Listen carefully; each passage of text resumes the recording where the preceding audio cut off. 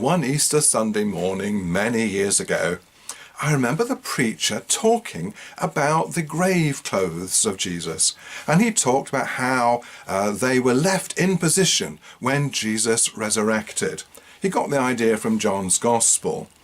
So the idea was that Jesus had moved through the clothes themselves in order to be resurrected, and he then went on to make some point about us leaving death and decay behind when we go to heaven. All very nice. But rereading those passages, I suddenly had a realization.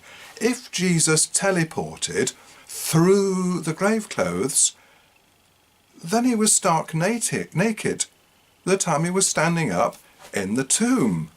I've never really imagined Jesus stark naked before. Slightly disturbing thought.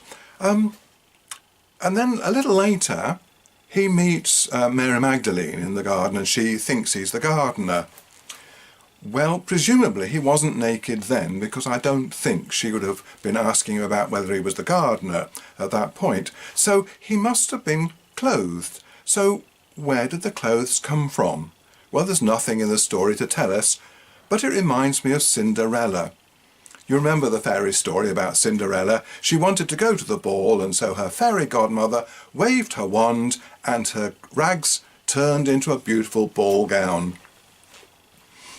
So I think we can imagine Jesus standing there naked and an angel waving a wand and clothing Jesus.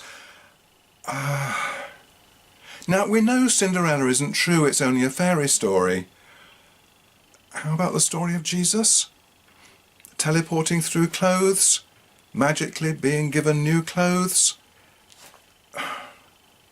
I don't think it sounds very likely. Do you?